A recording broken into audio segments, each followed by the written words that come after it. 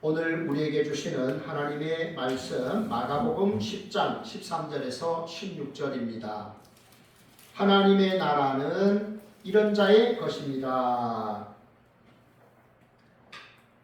어느 젊은 부부에게 5살 난 딸이 있었습니다. 그런데 부부는 결국 어떤 이유인지는 모르겠지만 합의 이혼을 하기로 결정을 했습니다. 그런데 문제는 어린 5살 딸아이를 누가 키우냐 하는 것입니다. 네, 그래서 아빠가 이 딸아이를 이제 데리고 가려고 먼저 아빠랑 함께 살 거지라고 이렇게 이야기를 했습니다. 그러자 딸이 고개를 흔듭니다. 그리고 엄마 차례입니다. 엄마가 그럼 이제 엄마랑 함께 사는 거지 라고 했습니다. 딸아이가 또 고개를 절레절레 흔들었습니다. 그리고 잠시 후에 이 어린 5살 꼬마아이가 이렇게 말했습니다. 엄마, 아빠, 나는 엄마, 아빠가 돌아올 때까지 기도하면서 기다릴 거예요. 이렇게 이야기를 했습니다. 부부는 이 어린 아이의 말을 듣고 결국은 이혼 서류를 찢지 않을 수가 없었다고 합니다. 이 아이의 말을 하나님의 음성으로 들었습니다. 성령의 음성으로 들은 것이지요. 여러분 혹시 이런 속담을 들어보셨습니까? 아라비아 속담입니다. 어린이는 어머니와 아버지 사이에 융화를 이루는 단추 구멍이다 라고 있습니다. 여러분 단추가 우리가 없으면 이 옷이 어떻게 잘 이렇게 잘 연합이 되겠습니까? 그죠? 자녀들이 부모의 사이를 융화시키는 그러한 단추 구멍 같은 그런 역할을 한다는 것이죠. 오늘 특별히 우리가 어린이 주일을 맞이해서 왜 우리가 어린 아이들을 귀히 여겨야 되는가 하는 것에 대해서 한번 생각을 해보기를 원합니다. 그 이유는 무엇일까? 첫째, 다 같이요. 시작. 하나님의 나라는 어린 아이들의 것. 네, 하나님의 나라는 어린 아이들의 것이기 때문에 우리가 어린 아이들을 귀히 여겨야 되는 것이죠. 예수님께서 베레아 지역에 오셨다는 것을 사람들이 듣고 이제 아이들을 예수님에게로 데리고 이제 온 것입니다. 당시에 유대인들은 유대 랍비에게 아이들을 데리고 오면 랍비들이 안수를 합니다. 여러분 안수라는 말은 이렇게 손을 얹는 것입니다. 그게 안수입니다. 목사 위임식을 할 때나 이럴 때 보면은 여러분들이 오셔서 이렇게 목사가 될 사람 머리 위에 손을 얹지 않습니까? 그게 안수입니다. 손을 얹는 게 안수인데 안수하고 기도를 해주는 거죠. 그래서 이렇게 이제 사람들이 예수님이 오셨다는 소식을 듣고 애들을 이제 데리고 온 거예요. 그런데 제자들은 어떻게 했습니까? 오히려 꾸짖었습니다. 일반적인 일이 일어났는데 제자들은 오히려 그 사람들을 꾸짖는 것을 볼 수가 있습니다. 왜냐하면 예수님의 제자들은 예수님께서 이 아이들을 안고 축복해주고 기도하시는 이런 일보다도 더 크고 소중한 일을 해야 된다라고 생각했기 때문에 이런 일을 이렇게 기뻐하지 않았던 것이죠. 여러분 오병이어 여러분 잘 아시죠? 떡 5개와 물고기 2마리로 몇 사람이 먹었을까요? 남자만 5,000명이죠. 성경을 보면요. 여자와 아이들의 수가 없습니다.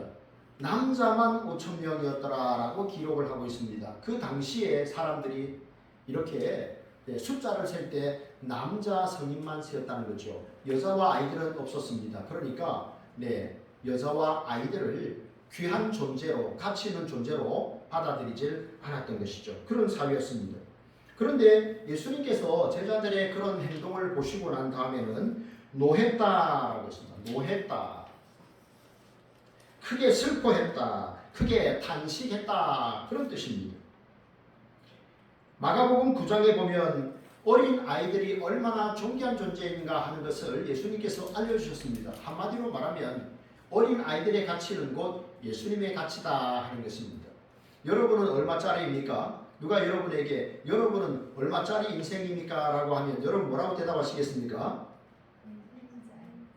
네, 예수님짜리, 하나님짜리 인생입니다. 라고 여러분 말하시기 바랍니다. 당신은 얼마짜리요? 네, 이 볼펜 얼마짜리입니까? 이러면 이거 한 몇천 원 합니다. 라고 말하잖아요. 그럼 당신은 얼마짜리요? 라고 말하면 우리는 나는 하나님께서 예수님을 보내셔서 나를 하나님의 자녀로 사셨기 때문에 나는 예수님의 가치가 내게 있습니다. 그래서 나는 예수님짜리입니다. 이렇게 말하시길 바랍니다. 예수님께서 이렇게 말씀하셨습니다. 내 이름으로 누구든지 내 이름으로 이런 어린아이 하나를 영접하면 곧 나를 영접하며 누구든지 나를 영접하면 나를 영접함이 아니요 나를 보내신 이를 영접함이니라. 아멘. 그러니까 네, 얼마나 어린 아이들이 소중한 존재인지를 말씀을 하신 겁니다. 오늘 본문 14절 보십시오. 예수께서 보시고 노하시어 이르시되 어린 아이들이 내게 온 것을 용납하고 금하지 말라. 하나님의 나라가 이런 자의 것이니라.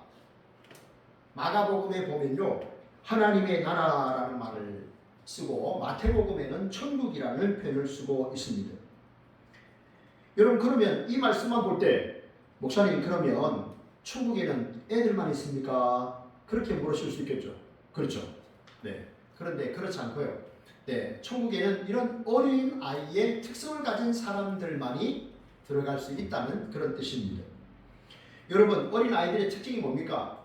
어린 아이들의 특징은요, 잘 의지한다 하는 것입니다. 부모를 잘 의지한다 하는 것입니다. 그래서 매우 의존적인 존재다 하는 것을 알 수가 있죠. 그런데 생각해 보십시오. 우리 역시 마찬가지 아니겠습니까? 우리도 역시 하나님의 은혜로 삽니다. 그런 사람들이 아닙니까? 그죠? 오직 하나님의 은혜입니다. 나의 나 된 것은 다 하나님의 은혜입니다. 우리가 그런 고백을 하잖아요. 네, 하나님 앞에서 큰 사람이 누굽니까? 나는 하나님의 은혜로 삽니다. 나는 하나님의 은혜로 살 수밖에 없습니다. 오직 주님의 은혜입니다. 라고 고백하는 사람이 하나님 앞에서 큰 자입니다. 그래서 여러분이 아침에 눈을 뜰 때마다 뭐라고 고백을 해야 됩니까? 주여, 오늘도 저는 주님의 은혜가 필요합니다. 오늘도 하나님의 은혜가 필요합니다. 오늘도 하나님 나를 도울 자를 붙여 주시옵소서. 하나님 나도 누군가의 도움이 되게 하옵소서. 여러분 그렇게 늘 기도하시기를 바랍니다. 여러분 어린 아이들은요 잘 의지한다라고 했습니다. 누군가를 잘 의존한다라고 했는데 여러분은 어떻습니까? 여러분은 우리 주님을 잘 의지하고 그렇게 살아가고 계십니까? 모든 것이 다 하나님의 은혜입니다라고 여러분 날마다 고백하십니까? 여러분 하나님이 은혜 주셔서 내가 오늘 여기까지 왔습니다. 내게 직장을 주셔서 일할 수 있게 하셔서 감사합니다. 건강을 주셔서 걷고 뛰게 하셔서 감사합니다. 이렇게 생각할 수 있는 능력 주셔서 판단하게 하시고 의지를 갖게 하셔서 감사합니다. 공부할 수 있는 학교를 주셔서 감사합니다. 만날 수 있는 친구를 주셔서 감사합니다. 좋은 선생님, 목사님, 우리 성도님 주셔서 감사합니다. 여러분들 그런 고백이 여러분에게 있기를 축복합니다. 오직 주님의 은혜입니다. 누군가가 여러분에게 집사님 요즘 어떻게 사세요? 라고 물으시면 여러분 뭐라고 대답해야 될까요? 주님 은혜로 삽니다. 네, 주님의 은혜로 삽니다. 한번 해볼까요? 다 같이 오직 주님의 은혜로 삽니다. 오직 주님의 은혜로 삽니다. 네, 그렇게 주님의 은혜로 여러분 꼭 살아가시기를 바랍니다. 주님의 은혜 안에서 날마다 그 은혜 앞에 감사하고 강건케 사시는 우리 성도님들이 되기를 주님의 이름으로 축복합니다. 둘째입니다. 왜 예수님께서 우리가 어린 아이들을 이렇게 귀하게 여겨야 될까 하는 것입니다. 다 같이 시작. 어린 아이와 같이 받아들이는 자의 것이기 때문입니다. 무엇이요? 천국이 하나님의 나라는 어린 아이와 같이 받아들이는 자의 것이기 때문입니다. 15절 보십시오. 내가 진실로 너희에게 이르노니 누구든지 하나님의 나라를 어린 아이와 같이 받들지 않는 자는 결단코 그것에 들어가지 못하리라. 여러분 여기에 굉장히 중요한 말이 있습니다. 받들다라는 말입니다. 받들다. 여러분 여기에 받들다라는 말이 무슨 뜻일까요? 여기 받들다라는 말은 굉장히 중요한 뜻인데요. 받아들이다라는 뜻입니다. 아셨죠? 네, 받아들이다. 받들다라고 하니까 여러 가지 생각을 할 수 있어요. 그죠? 그런데 이게 받들다라는 말은 받아들이다라는 뜻입니다. 영어로 하면 뭘까요? receive입니다. 받아들이는 것입니다. 여러분 제가 어제 설교 준비를 하다가 깜짝 놀랐습니다. 너무 기쁜 소식을 하나 발견했는데요.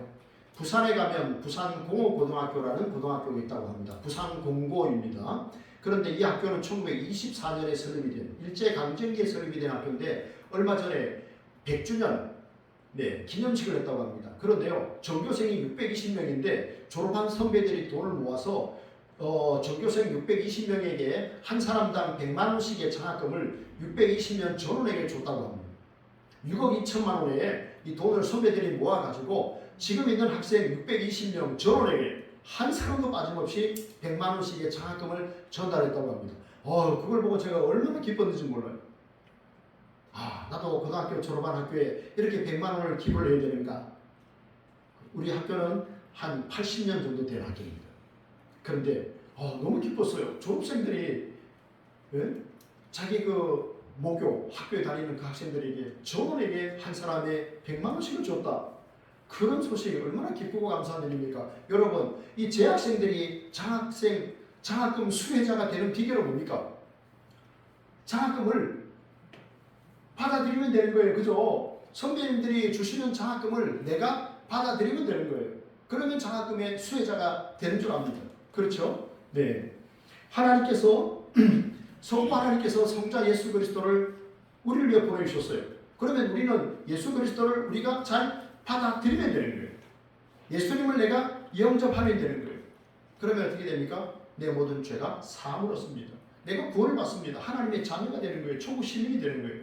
내가 예수 그리스도를 받아들이는 거예요. 그게 뭡니까? 영접하는 자, 곧 그 이름을 믿는 자들에게는 하나님의 자녀가 되는 권세를 주셨다고 했습니다. 여러분 어린아이들의 특징이 뭡니까? 잘 받아들이는 거 아닙니까? 그죠? 네, 잘 믿는 겁니다. 잘 믿는 거예요. 잘 믿으니까 다른 사람의 말을 잘 받아들이잖아요. 그러니까 뭡니까? 잘 속죠. 유괴도 어린아이들이 많이 당하잖아요. 그런데 여러분 속이는 사람이 나쁩니까? 속는 사람이 나쁩니까? 네, 속이는 사람입니다. 하나님의 나라에 속이는 사람이 없다는 게 얼마나 기쁩니까? 도둑질하는 사람이 더 나쁜 사람이, 도둑질 당하는 사람이 나쁜 게 아니라 도둑질하는 사람이 나쁜 거예요. 거짓말하는 사람이 나쁜 거예요. 왜 속아서 이렇게 다른 어른들을 따라가느냐? 어린 아이들을 너무 나무라지 마십시오. 잘못은 어른에게 있는 것입니다. 우리가 하나님의 말씀을 받아들일 때 이 어린 아이들처럼 잘 믿고 잘 받아들이는가 하면 여러분 우리의 모습을 돌아보셔야 됩니다. 우리가 하나님 앞에 기도할 때 여러분 기도할 때 이런 생각이 드시죠? 이게 하나님의 뜻이다. 하나님이 나에게 이런 마음을 주시는구나. 성령께서 내게 이런 마음을 주시는구나. 여러분 그런 느낌 드실 때 있죠? 그죠? 예. 돈이 좀 없긴 한데 하나님께서만 마음에 뜨거움을 막 주셔가지고 저분에게 밥을 대접해주고 싶은 그런 마음 드실 때 있잖아요. 그죠? 네. 저분에게 뭘 좀 해주고 싶은 그런 마음이 들 때 있잖아요. 성령이 나에게 그런 마음을 주실 때 여러분들 어떻게 하셔야 되겠습니까? 그 마음을 잘 받아들이시고 그렇게 우리가 순종하면 되는 것입니다. 여러분 하나님께서 하나님의 아들 예수 그리스도를 십자가에 못 박혀 죽게 만드셨어요. 그죠? 그 일을 허락하셨어요. 왜 그러셨을까요? 우리에게 무엇을 주시려고? 구원을 선물로 주시려고. 우리에게 영원한 하나님의 나라, 하나님의 자녀가 되는 그 권세를 주시는 방법은 하나님의 아들께서 오셔서 십자가에서 우리의 죄를 대신 다 지시는 거예요. 우리를 위해서 대신 죽으시는 거예요. 그래야 우리가 죄 사함을 얻게 되는 거예요. 그래서 하나님이 우리를 너무너무 사랑하셔서 하나님이 세상을 이처럼 사랑하사 하나님이 이런 모든 도구를 사랑하신 것이 아니라 하나님이 이 땅에 사는 모든 사람들을 너무너무 사랑하셔서 독생자를 주셨으니 이는 그를 믿는 자마다 멸망하지 않고 영생을 얻게 하려 하심이라. 하나님이 그 아들을 세상에 보내신 것은 세상을 심판하려 하심이 아니라 세상을 구원하려 함이라 그랬어요. 그게 요한복음 3장 16절과 17절의 말씀이에요. 하나님 왜 심판하십니까? 세상을 심판하십니까? 하나님께서 우리를 구원하시기 위해 하나님의 아들을 보내신 거예요. 세상을 심판 이전에 우리를 구원하시기 위해서 그 아들을 보내신 줄을 여러분 믿으시기를 바랍니다. 그리고 예수님은요 부활하시고 하나님의 사명을 다 감당하시고 부활하시고 승천하셨죠. 그리고 뭘 보내셨습니까? 누굴 보내셨습니까? 하나님의 아들 예수 그리스도께서 천국에 올라가신 이후에 성령이 오셨어요. 하나님의 영 예수 그리스도의 영이신 성령이 오셨습니다. 왜 오셨을까요? 왜 하나님의 아들께서 성령을 보내주셨을까요? 성령이 오신 목적이 뭡니까? 성령이 우리 안에 오신 목적은 뭐냐면 우리가 하나님의 자녀답게 당당하게 세상 속에서 살아가도록 만드시기 위함이에요. 성령이 우리 각자 안에 들어오셔서 우리가 하나님의 사람으로 어떤 삶을 이 땅에서 살아가야 하는지 깨닫게 하시는 거예요. 성경을 읽을 때, 기도할 때 성령이 우리 안에서 깨닫게 하시는 거예요. 그래서 성령이 우리의 삶을 이끌어 주십니다. 우리가 할 일은 무엇이에요? 받아들이는 겁니다. 성령의 뜻을 받아들이는 거예요. 예수 그리스도를 나의 구세주로 나의 주인으로 우리가 받아들여서 주의 자녀가 되었잖아요. 이제 성령이 우리 안에 계셔서 하나님의 뜻을 깨닫게 할 때 우리는 그 뜻을 받아들이면 되는 거예요. 그 뜻에 순종하면 되는 거예요. 그렇게 우리가 당당하게 이 땅에서 잠시 사는 이 나그네 길에서 우리는 하나님의 뜻을 온전히 순종하셔서 하나님께는 영광이 되고 많은 사람을 축복하는 그러한 축복의 통로로 살아가기를 바랍니다. 여러분, 어린 아이처럼 우리가 주님을 받아들이고 주님의 나라를 받아들이면 우리가 하나님의 나라에 입성할 수 있습니다. 주께서 천국에서 우리를 받아들입니다. 그런데 거부하면요, 이 땅에 사는 동안 하나님의 최고의 선물 하나님의 아들 예수 그리스도를 거부하면요, 하나님도 그 영혼이 천국으로 들어오는 것을 거부하십니다. 하나님의 아들을 그 선물을 받아들이지 않으면 그렇습니다. 여러분, 날마다 성령이 주시는 마음으로 그 마음을 잘 받아들이고 순종하셔서 여러분의 소중한 가정을 잘 세워가시기를 축복합니다. 여러분의 교회를 잘 세워가시기를 축복합니다. 우리가 말씀을 받고 순종할 때 회복의 역사, 부흥의 역사, 이 나라가 부흥케 되는 역사가 일어나기를 진심으로 바랍니다. 셋째입니다. 셋째, 우리가 왜 어린아이들을 귀히 여겨야 되는가? 셋째, 시작. 예수님께서 아이들을 안수하시고 축복하셨습니다. 네, 그렇습니다. 우리 주님께서 그 아이들을 안고 안수하시고 축복을 하셨어요. 16절 말씀 보세요. 그 어린아이들을 안고 그들 위해 안수하시고 축복하시니라 그랬습니다. 여러분, 예수님은요, 우리 어린아이들을 이렇게 제자들처럼 좀 뭐랄까요? 좀 하찮게 여겼다고 할까요? 그렇게 여기지 않으셨습니다. 귀하게 여기신 것을 볼 수가 있죠. 여러분, 여러분의 자녀가 항상 여러분의 자녀로 있는 것이 아닙니다. 어린 아이의 씨가 따로 있는 것이 아닙니다. 그 어린 아이들이 자라서 청년이 되고 장년이 되고 어른이 되고 노년이 되는 것이죠. 현재 주인공은 우리 장년들이라고 할 수 있겠지만 미래의 주인공은 지금 어린 아이들입니다.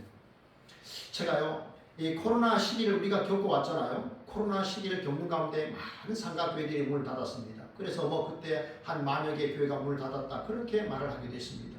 우리 교회가 하나님 은혜 가운데 이렇게 오늘 여기까지 왔는데, 특별히 코로나 기간에 제가 우리 하은이하고 요한에게 얼마나 감사한지 몰랐어요. 두 아이들이 계속해서 마스크를 쓰고 주일 아침마다 이렇게 교회를 와서 이제 예배를 드리고 가는데 그게 얼마나 위로가 된지 몰랐어요. 그게 얼마나 힘이 된지 몰랐어요.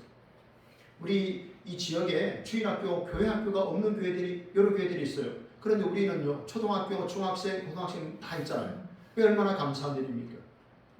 하나님께서 또 우리 교회를 세워가는 그런 모습이라고 생각이 되고 저희들에게 큰 또 위로를 주었던 그런 또 시간들이 많이 있었습니다. 여러분, 우리 아이들은요, 우리 아이들의 미래는 여러분 학교에서 결정이 된다고 생각하십니까? 그렇지 않습니다. 자녀들의 미래는 가정과 교회에서 결정이 됩니다. 자녀의 미래는요, 가정과 교회에서 결정이 됩니다. 그렇기 때문에 가정에서 부모님들의 기도가 너무너무 절실히 필요합니다. 교회에서는요, 교사들의 수고가 필요합니다. 교사들의 수고, 그리고요, 성도들, 교회 공동체에게서는요, 관심이 필요합니다. 그 아이들을 위한 기도, 그 아이들을 위한 관심, 그 아이들의 이름을 기억하고 그 아이들의 이름을 불러주는 겁니다. 그리고 그 아이들을 위해서 늘 기도하는 것이죠. 제가 기도 달력 새로 만들었다고 했잖아요. 하나하나 그 영혼이 얼마나 귀합니까? 그래서 여러분들이 많이 기도해 주시기를 바랍니다.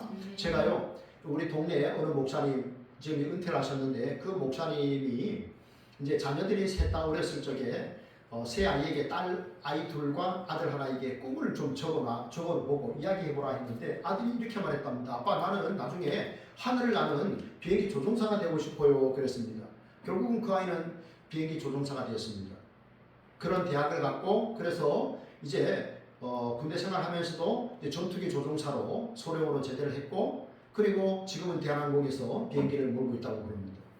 아빠, 나는요 하늘을 나는 비행기 조종사가 될 거예요. 그 되고 싶어요. 그랬습니다. 여러분, 청소년들이 왜 방황하는 줄 아십니까? 청소년들이 방황하는 이유는 꿈을 아직 못 찾았기 때문에 그렇습니다. 꿈을 찾으면 방황이 멈춰집니다. 그 꿈을 찾도록 여러분 기도해 주십시오. 우리 청소년들, 우리 청년들 이제 비전을 갖고, 그리고 그 비전을 성취할 수 있도록 도전하셔야 됩니다. 그래서 여러분, 이곳에서 많은 정말 요셉과 같은 그런 나라와 민족을 살리는 지도자들이 우리 교회에서 많이 배출될 수 있기를 축복합니다. 아멘. 우리가 이 시대 속에서 우리의 자녀들을 축복하는 두 가지 방법이 있는데요. 첫 번째는요, 좀 소극적인 방법이라 할 수 있겠죠. 자녀들을 이렇게 노하게 하지 않는 것입니다. 자녀들을 노하게 하지 않는 것이에요. 여기 노하게 하다라는 말은요, 자녀들을 학대하는 겁니다. 부모가 자녀를 폭력을 행사하는 일이 있어요. 부모가 자녀를 폭력을 행사할 때 자녀가 분노를 합니다. 그리고요, 또 인격적으로 무시할 때, 인격적으로 자녀들 어린 게 뭐라나 이런 식으로 무시를 하는 것이죠. 그리고 비난하고 책망을 통해서 자녀를 낙심하게 만드는 겁니다. 아, 그래, 나는 안 되는구나. 이런 낙심의 마음을 주는 것. 이럴 때 자녀가 노하게 됩니다. 여러분, 마상이라는 말 들어보셨습니까? 마음의 상처를 마상이라 그러는데, 우리는 누구에게 마상을 제일 많이 받을까요? 가족에게 제일 많이 받습니다. 가까운 사람에게 마상을 제일 많이 받습니다. 문상은 좋은데 마상은 별로 안 좋아요. 그죠? 네, 문상은 문화상품권을 이야기하지 않습니까? 네, 그런데 자녀들은요, 그러면 누구에게 마상을 제일 많이 받을까요? 엄마와 아빠입니다. 부모에게서 마음의 상처를 가장 많이 받습니다. 여러분, 그런데요, 어린 아이들, 자녀들도 하나님의 형상대로 지음을 받은 존귀한 자녀라는 것을, 존귀한 사람이라는 것을 여러분 꼭 기억을 하시기를 바랍니다. 제가 어제 칼럼에 썼죠. 독일의 랑케라는 학자의 이야기를 썼습니다. 어느 날 그 사람이 역사학자인데, 어느 날 이제 글을 쓰고 연구를 하다가 이제 잠시 짬을 내서 동네를 도는데 한 아이가 울고 있었습니다. 근데 그 아이가 왜 우냐 알고 보니까 그 아이가 우유를 싣고 가다가, 옛날에 병우유 아니었습니까? 우리가 어렸을 때만 해도 병우유가 나왔죠. 그런데 이걸 싣고 가다가 이제 자전거 넘어지면서 병우유가 깨진 거예요. 그 어린 애가, 네, 병우유가 깨졌으니까 물을 내야 되잖아요. 그러니까 얼마나 고민이 됐겠습니까? 그러니까 울었던 거예요. 그런데 이제 이 역사학자 랑케가 지나가다 그걸 본 거예요. 그리고 뭐라고 말했냐면, 얘야, 내일 이맘때 여기서 우리 만나자. 내일 이맘때 여기서 만나면 아저씨가 이 깨진 병값을 다 내주마라고 했어요. 그리고 이제 동네를 산책하고 이제 돌아와서 이제 집에 왔는데 보니까 편지가 한 통 온 거예요.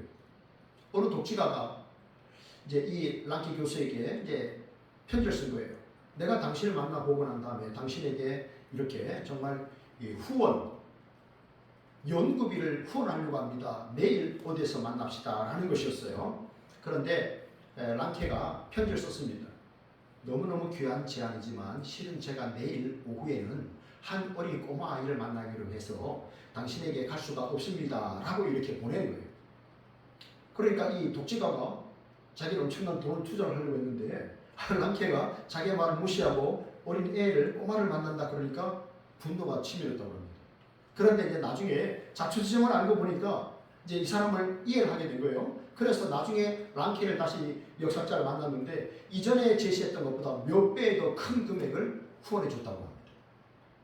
만약에 여러분, 이 랑케가 아이고 뭐 애하고 약속한 건데 지켜도 되지만 또 안 지키면 뭐 내가 더 급한 일이 있었는데 이렇게 생각하고 애에게 안 갔다면 어떤 일이 있었을까요? 그냥 독지가가 말했던 그 금액밖에 못 받았을 겁니다. 그렇죠? 그러나 아이와의 약속을 소중히 여겼기 때문에 그 아이를 찾아간 거예요. 그런데 결국은 나중에는 더 몇 배의 그 후원금을 받아낸 거 아니겠습니까? 여러분, 어린 아이들은 우리가 무시하고 함부로 대할 수 있는 그런 존재가 아닙니다. 공부를 잘할 수도 있고 예체능을 잘할 수도 있습니다. 건강할 수도 있고 그렇지 못할 수도 있습니다.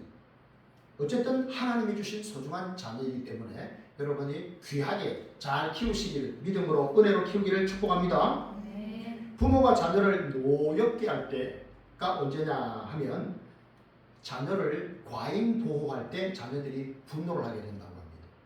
자기의 독립적인 존재고 자기의 선택이 있는데 그것을 무시할 때, 그리고 부모가 자기에게 너무 큰 기대감을 가질 때 또 자녀가 분노한다고 합니다. 그리고 부모가 자녀에게 전혀 기대를 하지 않을 때도 분노한다고 합니다.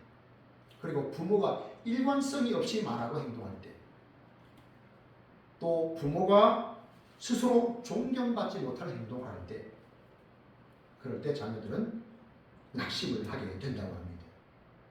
자녀들이 성인이 되고 난 이후에 어떤 중요한 결단을 할 때는요, 부모가 했던 선택을 따라간다고 합니다. 이럴 때 우리 아버지는, 이럴 때 우리 어머니는 이렇게 하셨지. 그 선택을 따라간다고 합니다. 그래서 본이 참 중요합니다. 여러분, 제가 퀴즈를 하나 내겠습니다. 여러분이 왜 하나님을 믿고 성경을 읽고 주일 예배에 나오십니까? 뭘 하기 위해서 나오십니까? 따라합니다. 순종과 변화. 순종과 변화. 순종과 변화. 하나님의 말씀에 순종하고 변화된 삶을 살기 위해서. 내 인격이 변하고 삶의 가치관이 변하고 방식이 달라질 때 하나님께 영광이 되는 줄 믿습니다. 두 번째는요, 우리가 첫째는 자녀를 이렇게 노엽게 해서는 안 되고, 두 번째는 주님의 말씀으로 자녀를 양육을 해야 됩니다. 여러분, 결혼하면 자녀가 생깁니까? 그렇지 않습니다. 자녀가 생기지 않아서 어려움을 겪는 경우들도 많이 있지 않습니까? 그래서 자녀들은요, 하나님이 부모에게 주신 선물입니다. 그런데 여러분, 그런데 부모의 소유물이 결코 아닙니다. 자녀들은요, 잠시 있다가 떠나는 그런 손님이라고 생각하시면 됩니다. 우리도 그랬잖아요, 그죠? 저도 20살에 대학을 가면서 부모의 품을 떠나서 이제 37년, 38년 이렇게 이제 독립된 존재로 살고 가정을 이루고 또 그렇게 살아왔지 않습니까? 그리고 우리에게 주신 자녀들도 마찬가지입니다. 때가 되면 떠나게 됩니다. 그래서 자녀는 손님입니다.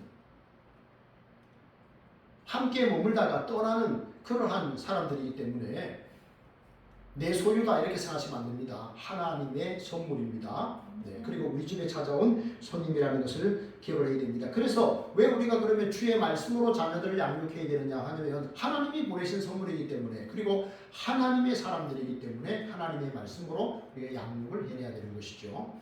아브라함 링컨에 관한 예화들이 참 많은데, 이제 아브라함 링컨의 어머니가 9살 때 돌아가시게 됐다고 하지 않았습니까? 그런데 이제 그 어머니가 세상을 떠나면서 링컨에게 이런 말을 했다고 합니다. 너가 나는 세상에서 유명한 사람이 되기보다 성경을 즐겨 읽는 사람이 되길 바란다. 이런 이야기를 또 하시다고 합니다. 세상에서 유명한 위인이 되기보다 성경을 즐겨 읽는 사람. 여러분, 우리 자녀들이 어렸을 적에 이 아이들을 교회로 데리고 나오지 못하면요, 자랄수록 점점 더 어려워집니다. 목사님, 대학 가고 난 다음에 아이들을 교회 데리고 나오죠.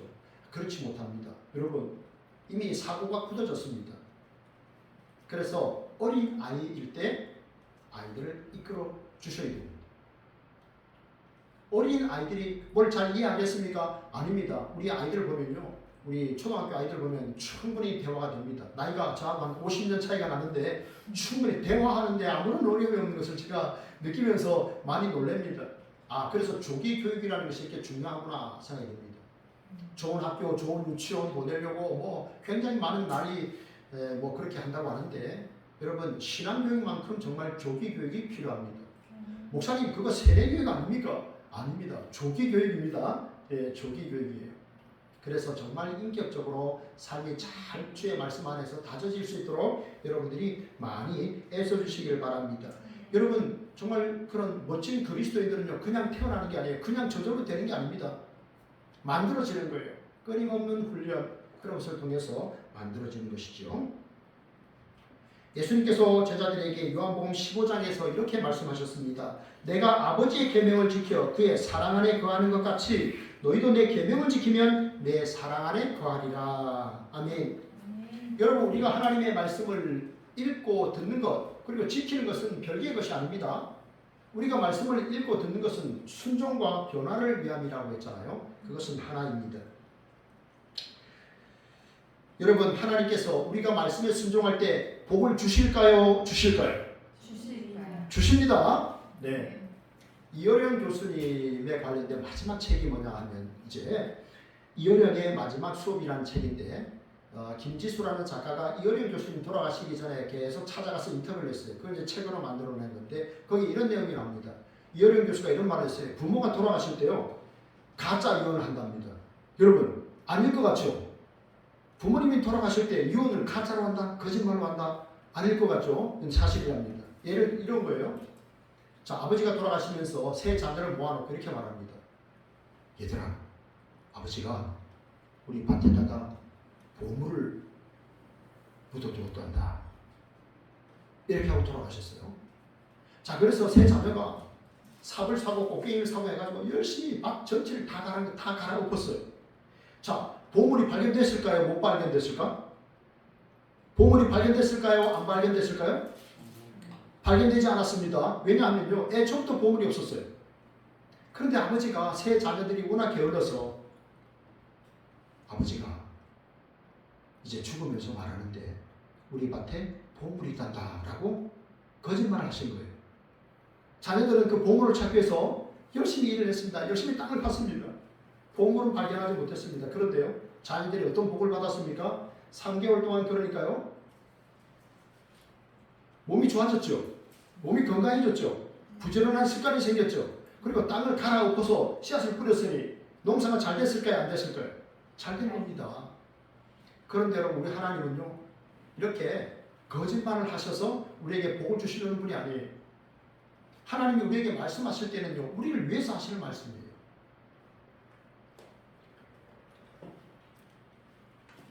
주의 말씀은 시편 기자는 내 발의 등이요 내 길의 빛이니이다 라고 고백했습니다. 어두운 터널, 불빛이 없는 터널을 지날 때 여러분 얼마나 두려워하셨습니까? 헤드라이트, 자동차에 운전을 하려고 하는데 헤드라이트가 나갔을 때 그 깜깜한 밤에 얼마나 두렵습니까? 그래서 시편 기자는 주의 말씀은 내 발의 등이요 내 길의 빛이라고 했습니다. 부모된 성도 여러분, 먼저 우리가 말씀을 사랑하시고 그 말씀에 순종하시기를 축복합니다. 그리고 늘 말씀을 사랑하고 순종하려고 하는 그 삶을 자녀들에게 물려주십시오. 여러분, 한나가 자식이 없었을 때 기도할 때 사무엘을 얻었습니다. 사무엘이 하나님의 은혜와 기도 가운데 자랐습니다. 그래서 이스라엘을 이끌어가는 귀한 선지자가 되었습니다. 그래서 사무엘이 사는 날 동안에 블레셋이 이스라엘을 침공하지 못했다고 성경이 기록합니다. 기도였습니다. 여러분 자녀를 위해서 눈물의 기도를 계속해서 흘리시기를 바랍니다. 그리스도인들의 자녀 교육에서 중요한 것은 세상 사람들은 경쟁 사회에서 이기는 것, 피라미드 저 꼭대기에 서서 남에게 호령하는 아이로 만들기를 원하지만 그리스도인들의 자녀 교육은 하나님을 경외할 줄 아는 아이, 하나님을 두려워하고 이웃을 사랑할 줄 아는 아이, 이웃을 생각할 줄 아는 아이로 자라게 하는 것이 그리스도인의 자녀 교육입니다. 여러분이 그런 사람으로 자녀들을 양육하시기를 축복합니다. 오늘 말씀을 맺습니다. 왜 우리가 어린아이들을 소중히 여겨야 하는가? 첫째는 하나님의 나라가 이런 자의 것이기 때문입니다. 둘째는 하나님의 나라가 어린아이처럼 받드는 자의 것이기 때문입니다. 셋째는 예수님께서 이 어린아이들을 안고 안으시고 축복하시기 때문입니다. 오늘 우리 기독교회가 정한 어린이 주일입니다. 우리 교회에 있는 우리 승찬이와 은찬이, 그리고 우리 하은이, 그리고 요한이, 그리고 또 하늘이, 이렇게 우리 아이들 여러분 많이 축복해 주십시오. 그리고 우리 여러분 어린이 주일은 있는데요, 청년 주일은 있을까 없을까요? 없습니다. 어린이 주일, 어버이 주일이잖아요, 그죠? 네, 우리 자라나는 우리 청년들을 위해서도 아름다운 또 취업, 결혼, 가정을 이룰 수 있도록 믿음의 다음 세대를 이루어갈 수 있도록 많이 기도해 주시는 그러한 삶을 특별히 한 주간 살아가시길 바랍니다. 어린아이의 좋은 성품을 우리도 닮아서 하나님께 영광, 많은 사람을 축복하는 그러한 삶을 살아가는 우리 예수 소망교회 모든 성도들이 되기를 진심으로 바랍니다. 함께 말씀을 생각하면서 기도하겠습니다. 하나님 감사합니다. 하나님의 나라가 이런 자의 것이라고 말씀하셨습니다. 어린아이들처럼 주의 말씀을 순수하게 그대로 믿고 주님을 의지하고 주님을 받아들이고 또 성령님의 마음과 생각을 잘 받아들여서 우리가 순종하는 삶을 살아가는 저희들이 다 될 수 있도록 늘 은혜를 베풀어 주옵소서. 하나님,